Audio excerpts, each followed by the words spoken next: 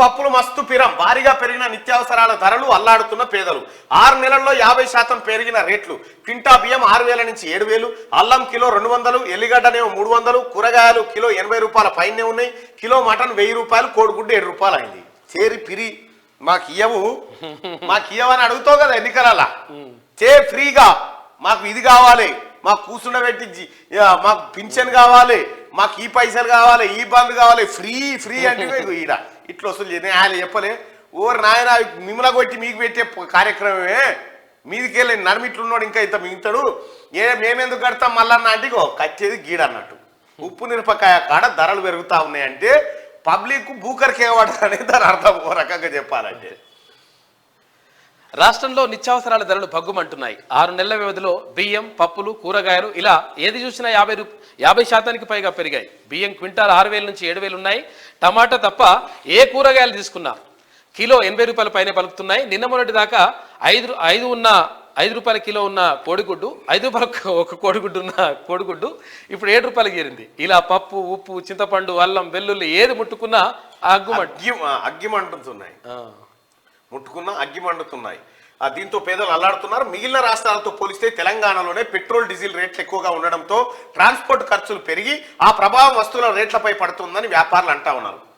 ప్రజలారా ఒకటైతే గుర్తుపెట్టుకోరు, మనం ఎప్పుడైతే నాకు ఫ్రీగా కావాలి, పెన్షన్ ఇంత కావాలి, ఇది ఇంత కావాలని ఎప్పుడైతే మనం అడుగుతామో ప్రభుత్వాలు ఇస్తాయి. ఎడికెనిస్తాయి? నువ్వు ఇక్కడ ఇస్తాయి నీకు 2,000 రూపాయలు. సింపుల్గా చెప్పాలంటే ఒకసారి क्या हो रहा ना भाई, काम नहीं कर रहे हो.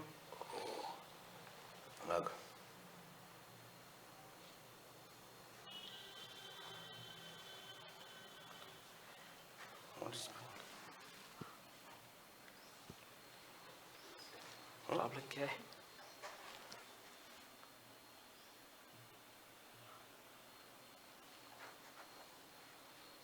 अच्छा సింపుల్గా చెప్పాలంటే టచ్ ఏదో ప్రాబ్లం ఉన్నట్టుంది. थोड़ा प्रॉब्लम है. రైట్ नीचे. మీకు తెలంగాణ ప్రజలారా, ముఖ్యంగా లైవ్ చూస్తున్న ప్రజలు బాగా అర్థం చేసుకోవాల్సినటువంటిది ఏంటంటే, మీకు క్లియర్గా చెప్తా ఉన్నా, మాకు ఇది ఇంకా వేయకపోతే పైసలు వేయకపోతే అకౌంట్లా అని మనం అనుకుంటుంది. చూడు ఎక్కడి నుంచి ఇయ్యరు ప్రభుత్వాలు, మిమ్మల్ని కొట్టే. ఇక్కడ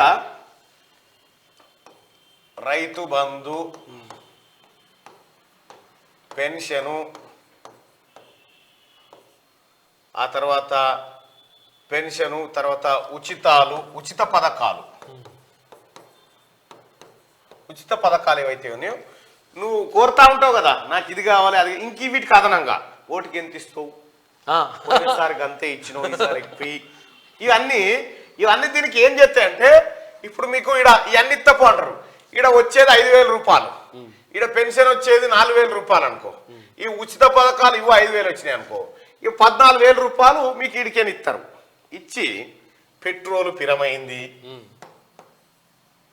పెట్రోలు, డీజిలు, ఆ తర్వాత ఉప్పు, పప్పు, కూరగాయలు, కరెంటు బిల్లు, మన్ను, మశానం, ఇవన్నీ ధరలు పెరుగుతున్నాయి. గీ తిరుగుంటాయి. ఇది వరకు 100 రూపాయలు తీసుకపోతే అన్ని వచ్చేటి, ఇప్పుడు వస్తలేవంటే ఎందుకు రావంటే నువ్వు ఈడ అడుగుతున్నావు కాబట్టి ఈడ కొట్టిన పైసలు తెచ్చి మళ్ళీ నీకే పెట్టాలి. ఇలా ఫిరి అంటే ఈడ కొట్టాలి, నిన్ను ఈడికి తెచ్చి పెట్టాలి. జనము ఏది ఫ్రీగా కావాలని కోరుకోవాలంటే చదువు, దవాఖానా, ఈ 2 ఫ్రీగా ఉంటే రాష్ట్రం బాగుపడుతుంది. వాళ్ళది ఏం పోయింది, రాజకీయ నాయకులది ఏం పోయింది అనుకుంటారు, ఏం పోదు వాళ్ళది. ఫ్రీగా అంటే లేదు తీసుకో, నాకు కావాలి సార్ ఫ్రీగా అంటే తీసుకో. ఎట్కేనిస్తావని అడగడిగా, ఇస్తున్నాడు కదా అని ఎట్కేనిస్తావరా నాయన అంటే, నిన్ను కొడతా నీకే ఇస్తా, నిన్ను కొట్టుడు నీకే ఇచ్చుడు, అంతే. నిన్ను కొట్టుడు నీకే ఇచ్చుడు పథకాలు అంటేనే ఫ్రీ పథకాలు, ఉచిత పథకాలు గవే. వాస్తవానికి ఈ ఫ్రీ పథకాలు, ఈ కథ కార్ఖానా లేకపోతే హెల్త్, ఎడ్యుకేషన్ సెక్టార్ బాగా అయితే మీకు ఏది అక్కర్లేదు, అవసరం లేదు.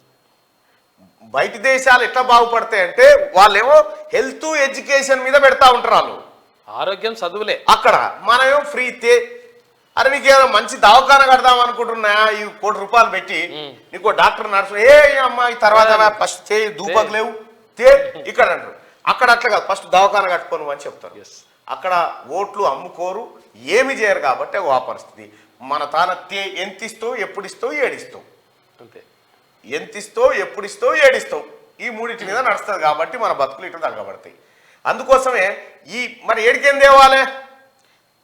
రేవంత్ రెడ్డి గారు వాళ్ళ ఇంట్లోకి పోయి ముద్ర చేసుకొని ఇచ్చేటువంటివి కాదు, ఫైనాన్స్ మంత్రి గారు వాళ్ళ ఇంట్లోకి ముద్ర చేసుకొచ్చి ఇచ్చేటివి కాదు. గతంలో ఉన్న కేసీఆర్ ఏ ముద్రలు చేసుకొచ్చి మనని కొట్టాలి, మనకే పెట్టాలి. ప్రభుత్వాలు ఈ ఒక్క ప్రభుత్వం, అన్ని ప్రభుత్వాలు ఇదే పని. తప్పది ఎందుకంటే మనం కోరుకున్నప్పుడు తప్పదు అది.